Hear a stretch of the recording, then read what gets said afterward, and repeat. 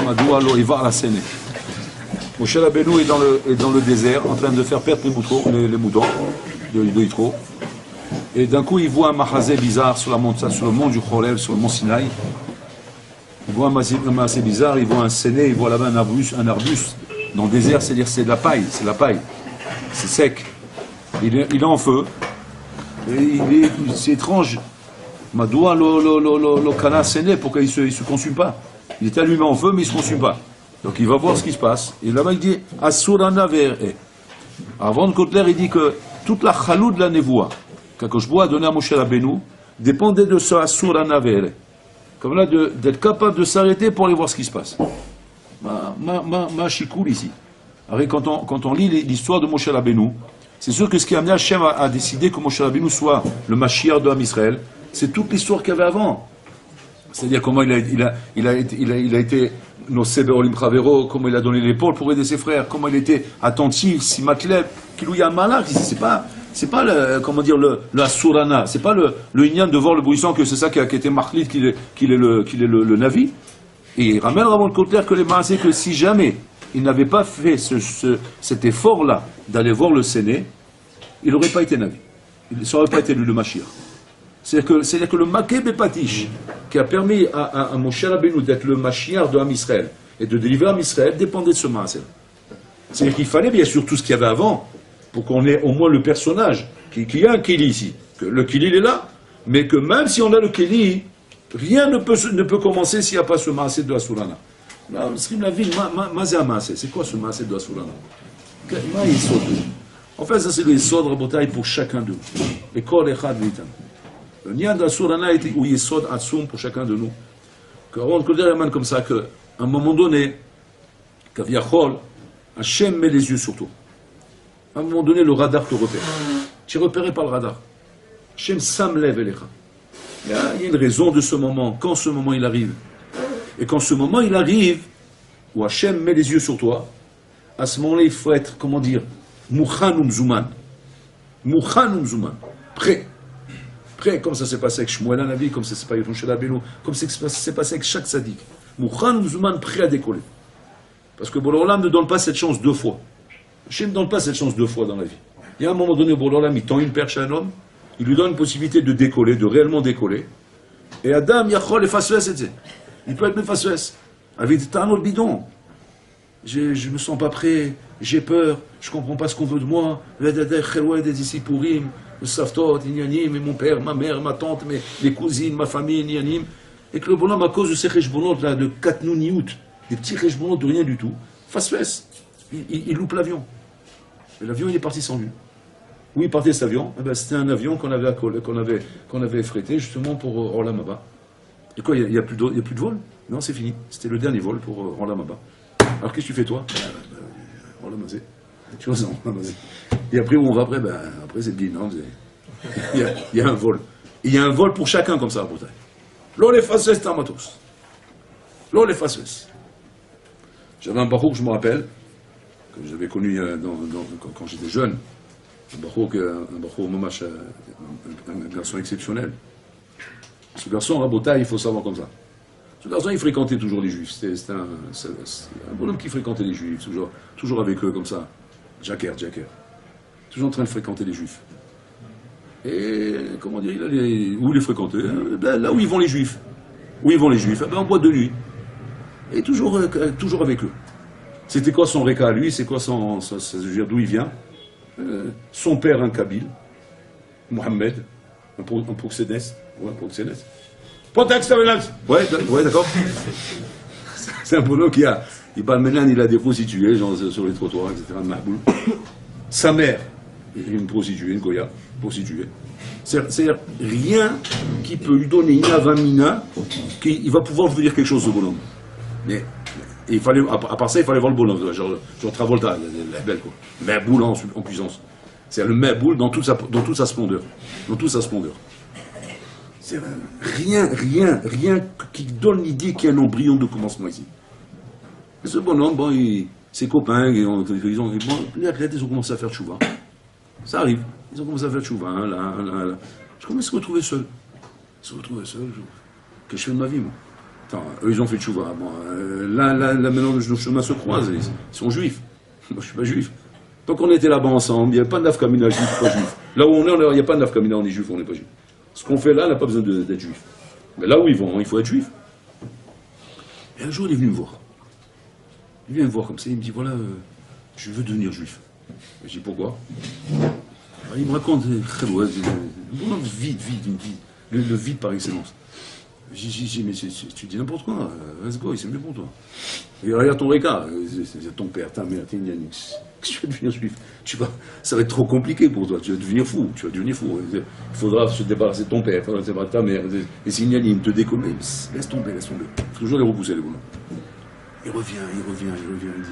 Après, il me dit non, ses amis, il veut pas quitter ses amis. Je dis, mais on fait pas ça, on ne devient pas juif pour ses amis quand même.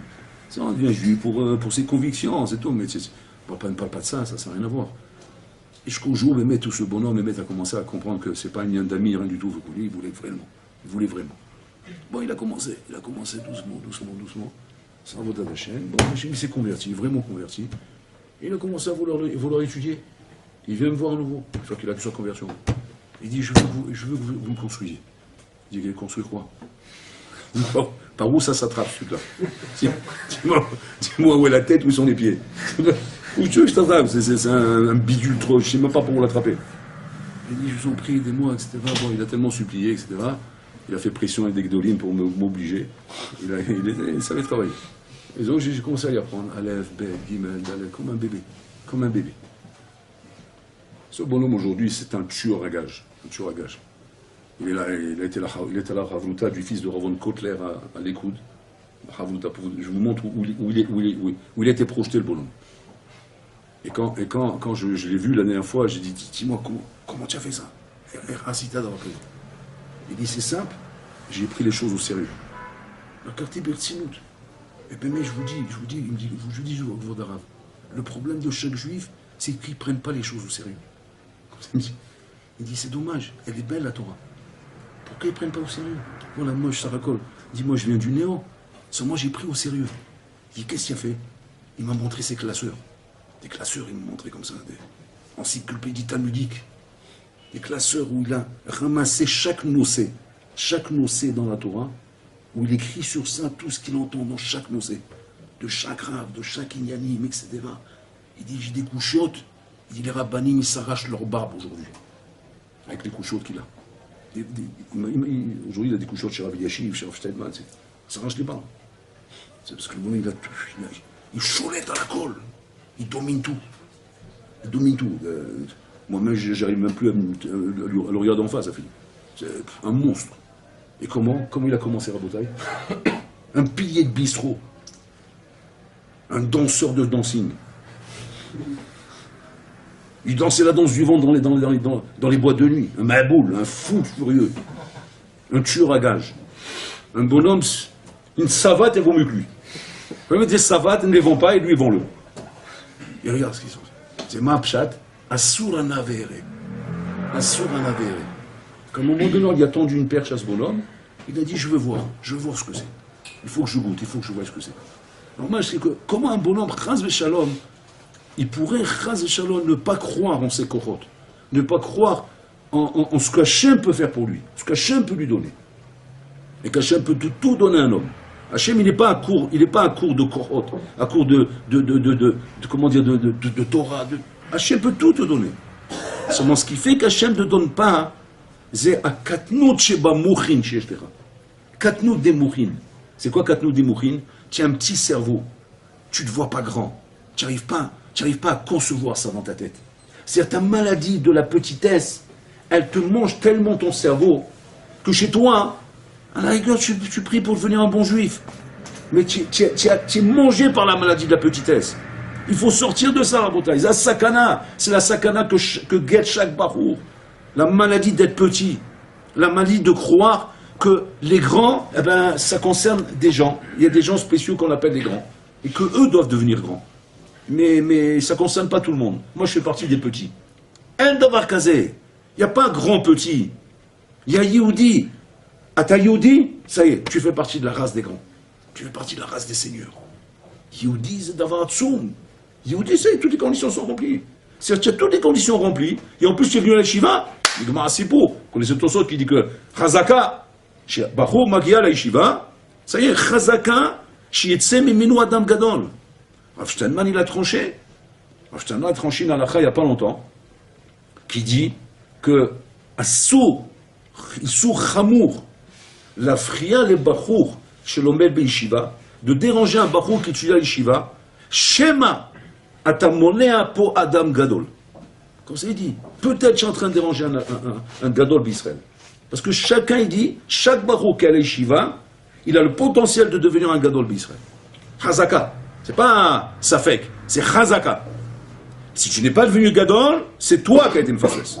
C'est toi qui as loupé. C'est pas qu'il n'y avait pas ce qu'il fallait. Il y avait tout. Le seul truc qui manquait, c'est que tu arrives à l'Yeshiva. Un juif qui n'arrive pas à l'Yeshiva, il peut devenir un bon juif. On peut pas lui reprocher qu'en n'étant pas à l'Yeshiva, il n'a pas pu devenir un Gadol, parce qu'il n'est pas arrivé à l'Yeshiva. Mais si tu es arrivé à l'Yeshiva, ne va pas croire que c'est un hasard. Il n'y a pas de hasard chez Hachem. En d'avoir casé. Si Bolola m'a permis, parmi les millions de bonhommes qu'il y a dans le monde, de te laisser rentrer dans le palais du roi. La Yeshiva, c'est le palais du roi. Ne crois pas que c'est comme toi tu croyais dans ta tête, genre, ouais, bah c'est moi qui ai décidé, je suis venu, bah, je repars, je reviens. En d'avoir casé. Hachem ne laisse pas rentrer n'importe qui dans son palais. Si Hachem t'a choisi à toi de rentrer ici, c'est parce qu'Hachem a vu chez toi qu'il y avait ce potentiel-là, de devenir un gadol. Et que si tu n'es pas devenu ce gadol-là, tu donneras des comptes après 120 ans. Parce que tu as tué un gadol. Ratsarta. C'est le premier dîner vrai qu'on va se prendre la tête après 120 ans. On va nous traiter de criminels. Ratsarta. Tu dis qui? Qui? Miratsarti. Tu as tué le gadol ador. Tu as tué un tel. C'est celui qui est ce tel. C'est celui que tu aurais pu devenir.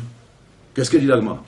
Mi bisbez shulchanam shel tzadikim. Qu'est-ce qui a tué la table des tzadikim? Quand on dit la table, c'est une façon de parler pour dire la gadlout des tzadikim. Akatnut shebe emuna shelahem. Il demande à Rabban Kotler comment on peut les appeler tzadikim s'ils ont une emuna ktana. Il dit non, c'est pas au niveau de la emuna. C'est qu'ils n'avaient pas la emuna de croire qu'Hachem leur a donné les kélim pour devenir des gdolim. Ils se sont laissés manger par la petitesse du Rolamazé. Velo iminu baiser. Qu'est-ce qu'il a fait Moshe Rabbeinu? Asurana. Simplement, il a fait l'effort d'aller voir ce qui se passe. C'est-à-dire qu'en fait, il n'a pas laissé passer l'occasion et la possibilité qu'on lui a tendu devant lui. Mais qu'en face, elle sait. Voilà ce bonhomme, ce jeune-là. Jacker, on l'appelait. Ce Jacker la bataille, simplement, il a pris les choses au sérieux, c'est tout. Il a commencé à prendre des livres, à prendre des cahiers, et commencer à écrire. Sans avoir même une avamina qui va devenir quelqu'un. Tout le monde rigolait de lui, c'était une rigolade. C'est une rigolade quand on voyait ses cahiers comme ça en train de prendre des notices, de poser des questions et de marquer des notes. Qu'est-ce qu'on voyait? On voyait le petit zazou de boîte de nuit en train de soi-disant il fait tchouva. Oui, il va arriver celui-là. Alva que ça devient un bon juif, il va que ça tienne tout ça. Mais ici, Rabotai, c'est un Orlam qui est en train de se créer. Vezaï Sotkan. Que ne soit pas Mezalzel, Chaz Vechalila, soit pas Mezalzel une seconde. La mitzvot qu'Hachem a fait ici, de faire le nes, de te prendre de là où tu étais et de t'amener dans l'enceinte de la yeshiva. Parce que si Hachem t'a amené jusqu'ici, sache une chose, que le Ikar a été fait. Le Ikar est fait. Maintenant, ce qui reste, c'est très peu. Très peu par rapport au reste. Parce que sachez une chose, Rabotai, vous n'êtes pas dehors, vous ne savez pas ce qui se passe dehors. Quand on sort dehors, Rabotai, on voit un Israël où il se trouve dehors. Oui, on comprend comment c'est pas pachout, Rabotai, pour un jeune, aujourd'hui, d'arriver à l'Yeshiva. Il a une chance sur 1 million. Une chance sur 1 million. Un jeune Rabotai aujourd'hui de 18 ans, de se dire je vais partir à l'Yeshiva, c'est une chance sur 1 million. Pourquoi? Parce qu'il y a tellement de pourriture dehors, il y a tellement de choses qui l'attirent, il y a tellement de choses qui le prennent et qui lui disent mais reste là, c'est pas là-bas qu'il va, là tu vas finir comme un rabbin, tu vas finir comme un avraire, tu vas finir comme ça. Ils savent les gens, ils entendent ce qui se passe, ils entendent ce qu'on raconte à l'Yeshiva. Mais dehors, on le bombarde, on lui explique le contraire. Qu'est-ce qu'on lui dit dehors? À part les tavot, je ne parle pas des tavot et tout ça qui sont déjà pas mal de chomer déjà pour l'empêcher de venir à l'Yeshiva. Mais c'est un, on lui explique, mais attends, mais il faut faire une carrière, il faut se préparer. La vie c'est pas ça, c'est pas la rigolade. Et même si tu es à l'Yeshiva, qu'est-ce que tu vas devenir à l'Yeshiva? Qu'est-ce qui va sortir de toi? Combien peut sortir de toi? Tu n'es pas un fils de rabbin, tu n'es pas un fils de ça. Kol Zerabotai, vous savez combien ça laisse de chance à un bonhomme? Une chance sur 1 million. Une chance sur 1 million de pouvoir décoller. Et là, je vous amène un bonhomme, Rabotai, c'est pas une chance sur 1 million. C'est aucune chance. Aucune chance. Ni du côté de son père, du côté de sa mère, du côté de ses frères, du côté de personne, Nous, qu'est-ce que ça prouve, Rabotai? Ça prouve que tout est possible dans la vie.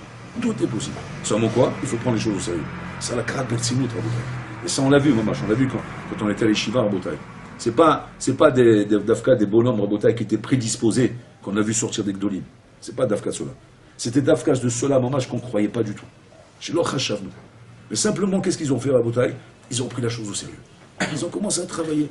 Avodat Nemala. C'est du travail de fourmi, Rabotai. Ça se travaille grain par grain. Léat. Surtout pas chercher, Rabotai, à voir la fin et à voir le résultat. Simplement se prendre au sérieux. La Karat Bertsinut. Et qu'il faut savoir une chose, que Hachem n'a que ça dans ce monde. C'est que si tu veux savoir comment attirer le regard d'Hachem vers toi, il n'y a pas... Pour attirer le regard d'Hachem vers toi, Rabotai, c'est pas entrer dans une iloula et craquer là-bas $1 million. C'est pas ça qu'attire Hachem. C'est pas marqué là-bas que je vous là dans ce monde que la Zdaka, non. Elle a arba amot shel halacha.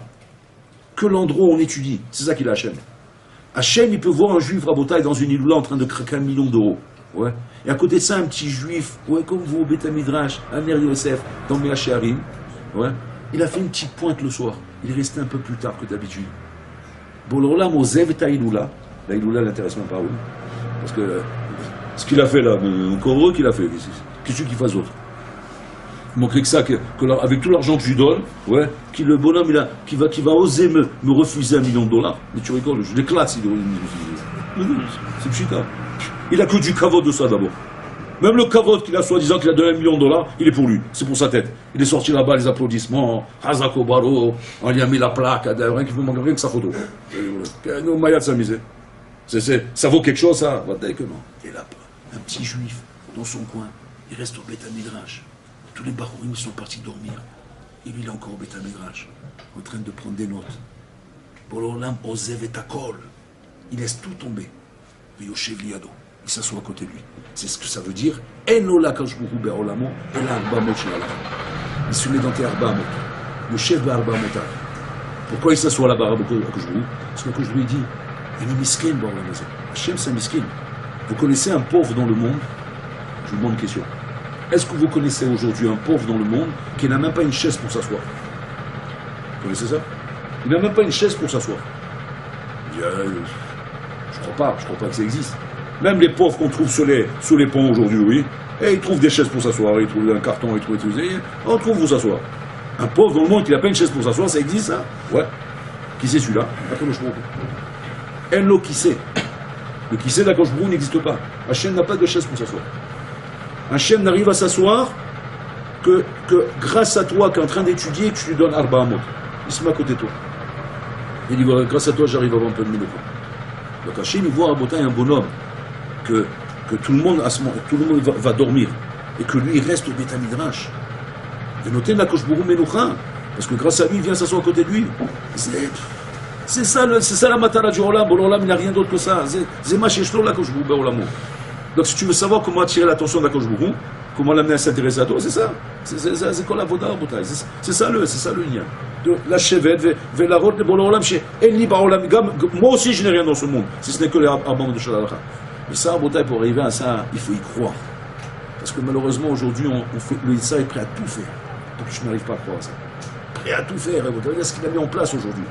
Il a mis en place Internet, les ordinateurs, iPhone, il te met des trucs, il te bombarde de tous les côtés. Rien que pour arriver à mettre dans la tête des gens, tu ne peux pas y arriver. Tu ne pourras pas. Regarde toutes les barrières qu'il y a devant toi. C'est pour ça que tout commence à partir du moment où tu es capable de tout lâcher. Tu lâches tout. Et tu te mets à fond d'Arba Amot Shel Halacha. C'est ça le sod, Rabotai. C'est comme ça que les Dolim sont devenus Dolim, Rabotai. Les gens ne sont pas devenus Gdolim Rabotai parce qu'ils avaient l'aide d'un papa ou l'aide d'une maman ou bien l'aide d'un rave à côté. Non, Shum Dabar. Ça raconte parce qu'ils sont mis à croire, c'est tout. À Surana Vere. Ils se sont dit, tiens, je vais aller voir ce qui se passe là-dedans. Ça vaut pas un buisson ardent, ça? Le Chaim HaKadosh, il dit, tout ce qu'on parlait de Nissim avant Matan Torah, la mer Rouge, le buisson ardent, le mont Sinaï, tout ça, il disait Zélifne Matan Torah. Il dit, Achare Matan Torah, Nes. Il n'y a pas un Nes qui peut tenir devant une parole de la Torah. Un Nes, il ne tient pas. Rabbi Pinchas ben Yair Rabotai, il est avec ses 3 khèles derrière lui. Oui. Il arrive là-bas au Yarden. Il veut traverser le Yarden. Il y a des bandes d'Iyad qui sont en train de courir derrière des brigands pour le. Il dit au Yarden, tu t'ouvres ici, ouvert la Makom. Moshe Rabbeinu, il est avec 600 000 juifs. Tout le peuple d'Israël, il est là. Hachem a ordonné qu'ils sont d'Égypte. Et la mer, elle s'ouvre pas. Elle ne veut pas s'ouvrir. Elle dit, je m'ouvre pas. Il dit, quoi, je suis plus âgé que toi.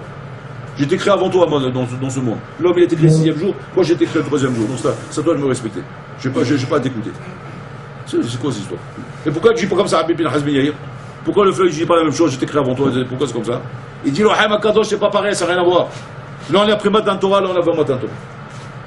Une fois que l'homme, il a la Torah, il vient au nom de la Torah, c'est fini. La Torah, c'est plus que tout. Ah, mais pourquoi on voit pas ça aujourd'hui? Pourquoi aujourd'hui, quand il y a un problème, ouais, la Torah est-elle pas? Parce que tu viens pas au nom de la Torah. Tu viens pas au nom de la Torah.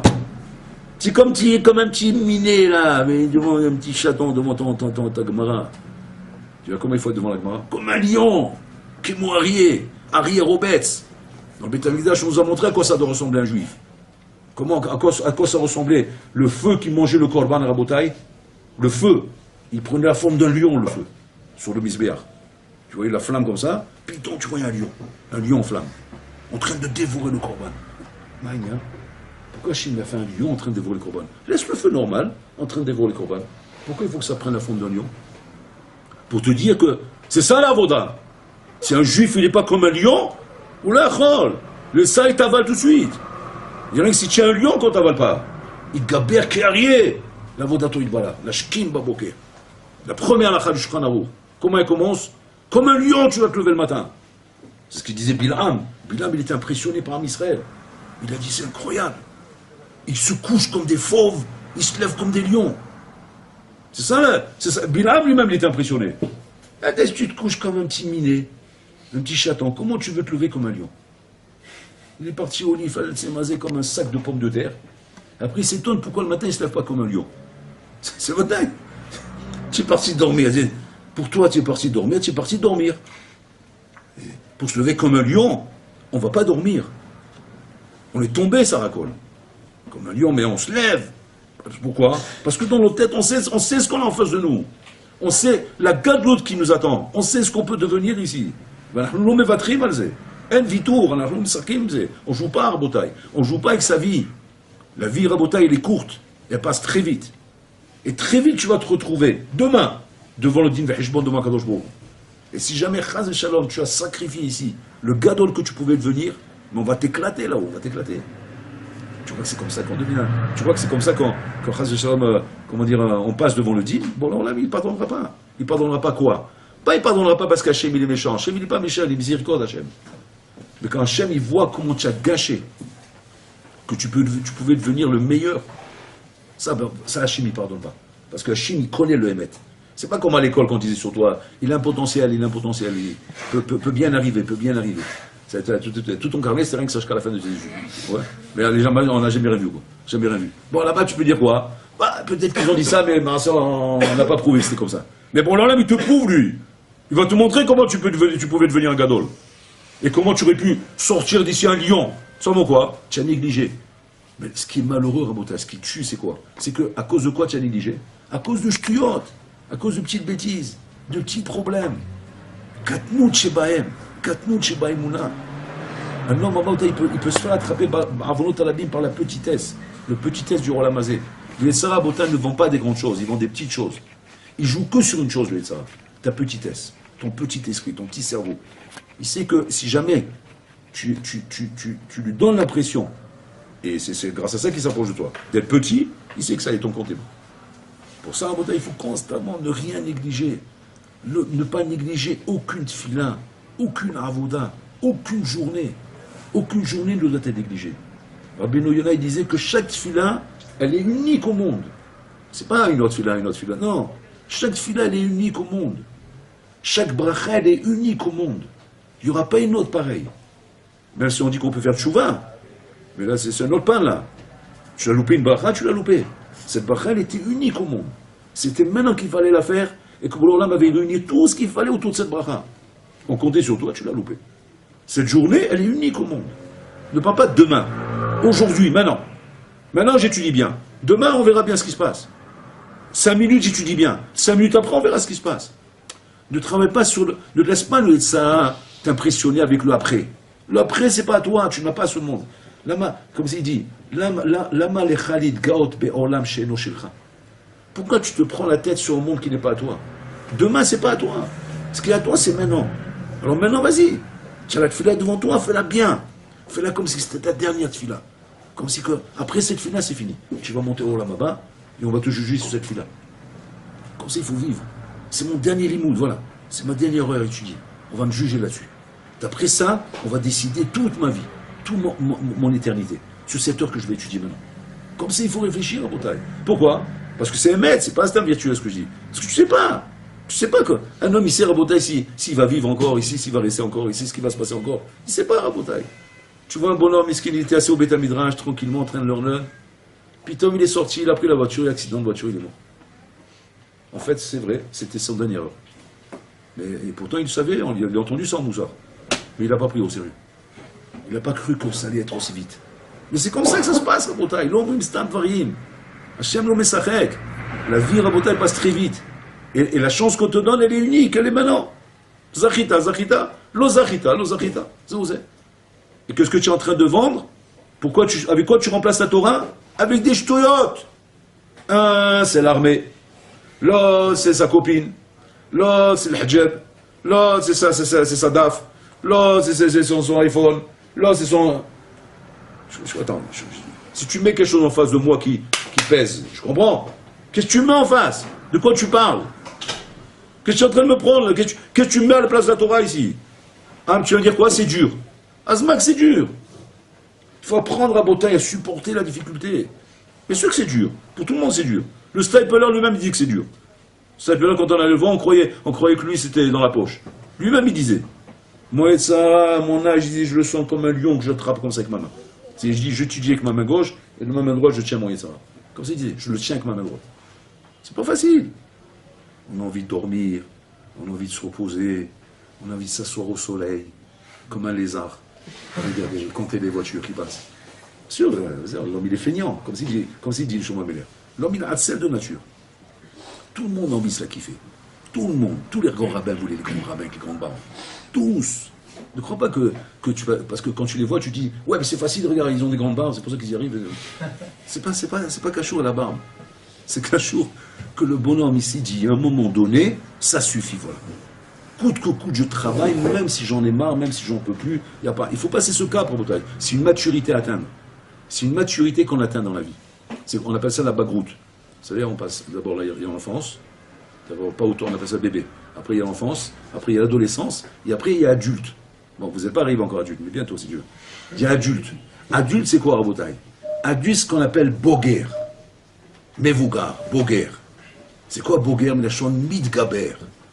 Midgaber à l'asmo. Ça, c'est adulte. C'est un homme qui est midgaber en permanence.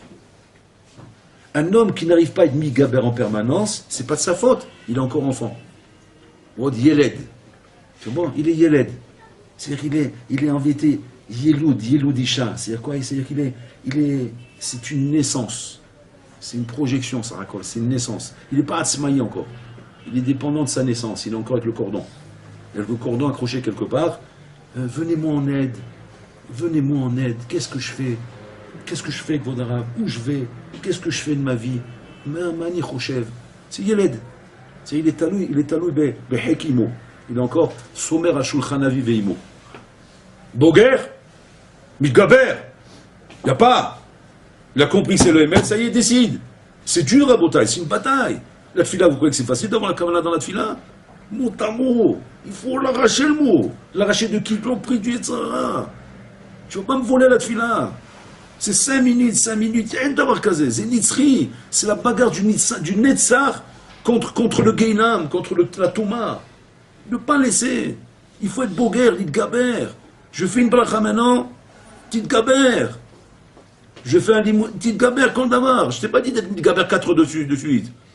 Fais déjà une demi-heure comme un lion déjà. Après on verra.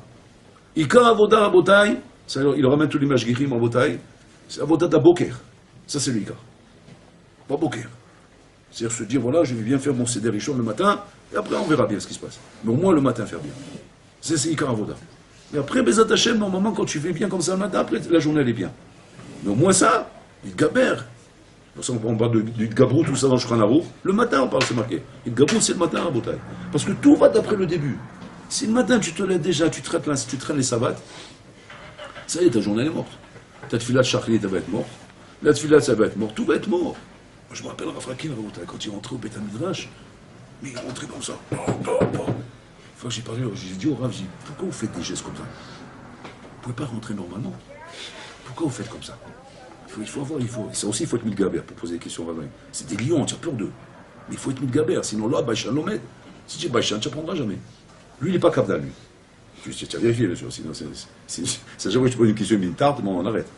On ne peut pas apprendre de lui. Il n'est pas Kavdal. Mais maintenant, toi, il ne faut pas que tu sois Baïchan. Donc on demande au Rav. Qu'est-ce qu'il dit? Il m'a dit pour rester constamment comme un lion. Parce qu'il me disait, voilà, si je ne fais pas ça, constamment, Miyad Aninofel. Regardez de qui on parle. Pardon à Frakin. Il disait Miyad Aninofel. Dans la Tzlout. Tout de suite, je tombe dans la Tzlout. À la Makom, j'ai pas envie d'étudier, j'ai envie de me reposer, j'ai envie d'aller me promener au lac. Au lac là-bas, de voir les cygnes et les canards, leur jeter du pain. C'est la folie. C'est beau d'entendre ça. C'est-à-dire que tu vois que quoi? Qu'il n'y a pas. Si tu n'es pas mis de Gaber, mais tu te fais. C'est comme un aspirateur. Pourquoi dans ce monde il y a le centre de gravité? Le centre de gravité, on appelle ça? Tu jettes une truc, tout de suite il retombe vers le bas. Comment ça marche? C'est ça. C'est la loi de la pesanteur. La pesanteur, c'est quoi? C'est la Hatzlout. C'est la Hatzlout qui est devenue scientifiquement prouvée. Comment tout. C'est pour ça qu'on appelle Chai Noset Atzmo. Un vivant, il se porte. Sinon, tu tombes. Et si tu tombes, on fait tomber. Je cours par terre. Quand c'est que effectivement, on voit qu'un homme, il est Chai, c'est quand il peut voler à l'infini. On le voit scientifiquement aussi. Quand on voit les fusées, par exemple, sur Mars, ouais, normalement, le Mechal, qu'on appelle ça, le réservoir d'essence. Combien d'essence il faut pour aller sur Mars? Devinez. Combien il faut un plein? Comme dans ton vélo Selex. Le Selex, le plein, c'est pour arriver au bout de Kivar Shabbat. Combien il faut? Il faut un réservoir qui contient des milliards de litres d'essence. Hein? C'est même tout ce bâtiment-là, et encore, peut-être, ça t'arrive mi-chemin, tu arrives. Mais après, qu'est-ce que tu fais après? Panne d'essence! Il est sur la direction de Mars. Ah non! Qu'est-ce qui se passe? Ah ouais, il n'y a plus d'essence! Qu'est-ce qu'on fait? Bon, attendez là-bas, on va voir comment on va faire. Tu en vas un autre, c'est pareil, ils vont tous en panne d'essence là-bas. Alors qu'est-ce qu'on dit? Qu'à part là, l'eau qui reste là-bas, on a essayé, bon, on a que bien fait. Nous, comment on fait? Scientifiquement, regarde comment ça marche. Tu as besoin d'essence à racole jusqu'à sortir de l'atmosphère. C'est tout. Une fois que tu es sorti de l'atmosphère, ça continue à l'infini. Tu continues avec cette énergie que tu as là-bas, à l'infini. Où tu veux, tu peux arriver. Où tu veux. À la vitesse que tu veux, comme tu veux. Ça a tout ce sort qu'Hachem l'a mis dans le monde. Pourquoi Hachem l'a mis ça? Pour les abrutis de la NASA là-bas, pour qu'ils envoient des fusées dans la Lune, hein, sans arrêt, ça leur coûte des milliards. Hein? C'est pour ça qu'il a fait ça, Hachem. Il a fait ça pour nous. Hachem, il te dit comme ça. Et tu dis, ta avoda, c'est toi une avoda qui arrive jusqu'au Kissa Kavod. Attention, Kissa Kavod, c'est pas Mars. Kissa Kavod, c'est Baolam Abria. On est Asiya, c'est le Rolam du dessus. Le Rolam du dessus, Rabotai, c'est pas Mars. Mars, c'est dans ce Rolam Azé, c'est Rolam Asiya encore. C'est les étoiles les plus loin, là, les milliards d'étoiles qui sont à des milliards d'années-lumière, de kilomètres, oui. Ils sont encore dans Rolam Asiya, tout ça. Ouais. Bria, c'est pris tout ça. Derrière tout ça, il y a un autre Rolam qui s'appelle Rolam Abria. Là-bas, c'est le Mador Malachim. Si tu arrives à aller jusqu'à là-bas, la nage, ouais, plutôt tu vas voir apparaître des Malachim. Ils sont là-bas. Concrètement, ils sont là-bas. Si tu arrives à aller jusqu'à là-bas, à pied ou à la nage, comme tu veux, ouais, eh ben, tu les vois, putain, tu vas voir des Malachim, des Yanim, et tu vas voir le Kissa Kavod. Moshe Rabbeinu, il est allé là-bas. On plaisante pas. Hachem, il a fait quoi? un déplacement rapide, il a fait un raccourci. Il est allé jusqu'au Kissa Kavod, il est arrivé là, il a vu les Malachim, il a vu Kissa Kavod, ça existe, c'est Kaviachol, c'est spirituel, mais c'est du domaine du matériel par rapport à quelque chose de plus spirituel encore. Maintenant, quand on demande maintenant la vodette d'un juif jusqu'où il doit aller, jusqu'au Kissa Kavod, débrouille-toi. Tu dis, comment je fais? Comment tu fais? Tu dois décoller du Rolamazé. Tu dois arriver au stade de Idgaber. Idgaber, c'est quoi? Que la pesanteur n'arrive plus à me coller au sol. Voilà. Dès que tu vois que la pesanteur te colle plus au sol, sache une chose. Ça, c'est le test, hein. C'est le test. Sache une chose, qu'à partir de maintenant, chaque filan, chaque limou que tu fais, il touche le Kissa Kavod. Automatiquement. Parce que tu n'es plus collé au sol. En fait, il faut échapper à la pesanteur. Quand on échappe à la pesanteur, dès qu'on a passé l'atmosphère. Et là, après, c'est fini. Tu vas direct le Kissa Kavod. Là, c'est pareil. Dès que je vois que dans ma avoda, je ne suis plus collé au sol, c'est-à-dire que, voilà, j'arrive, ça y est, j'arrive là. C'est-à-dire la pesanteur n'arrive plus à me tenir. J'arrive à travailler. C'est le Gaber qui arrive. Après, tu vas direct au Kissa Kavod. Comme ça, ça c'est la matara qu'un juif doit voir constamment devant lui. Constamment. Mais quand la avoda, et après qu'il m'a jeté moi sur l'île Rabotai, Adme Ave Esrim Shanakara. Il était à l'hôpital. Son médecin, une fois, il nous a demandé, il dit, qu'est-ce qu'il dit là sans arrêt? Il entendait dire un mot, il ne comprenait pas ce qu'il voulait. Alors on a été écouté. Il disait leur non. Il était pratiquement dans le coma, il n'arrêtait pas leur non. Après, bon, il a réussi à sortir à un moment donné de sa première maladie. Alors, on aura, pourquoi vous disiez ça sans arrêt? Il a dit, il faut être mitgaber, même là où on n'a plus de force. Jusqu'à tant que la flamme elle est allumée, il faut travailler. Jusqu'à la dernière seconde. Vous vous rendez compte à Bretagne? Mais un homme, il tombe là-bas, ça devient un vieux gâteux. Ça devient un camembert croulant. Tu peux rien sortir de ça. Et tu vois dans le côté Rabotai une fusée qui a décollé, tout seul elle roule. Même quand il est dans le coma, il continue, il ne bouge pas. Mais pourquoi? Parce que ça y est, Rabotai, il a dépassé l'atmosphère. Il ne s'arrête plus. Ou l'autre serre. Le stapler Rabotai. Quand on est venu pour le laver, lui faire la lechitza, ses bras, on n'arrivait pas à lui tendre les bras. Toujours il se repliait sur lui-même. Il a tellement travaillé sur son corps à Botaï que ses bras n'allaient pas en dessous de sa ceinture. Comme la Bioudan assis, incroyable. On ne croyait pas ça sur lui. Pas dans notre génération. Que ses bras, lui-même, après la mort, il s'était habitué à ça. Il lui tirait les bras pour lui.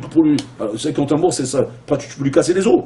Parce qu'ils ont vu qu'il ne peut pas lui tirer. Il lui casse l'os. Ils ont laissé. Ça se replie. Ils ont été sur lui-même. Tout ça, c'est quoi? Avona chez la dame. Un homme, il est en veine, la Botaï. C'est notre rock.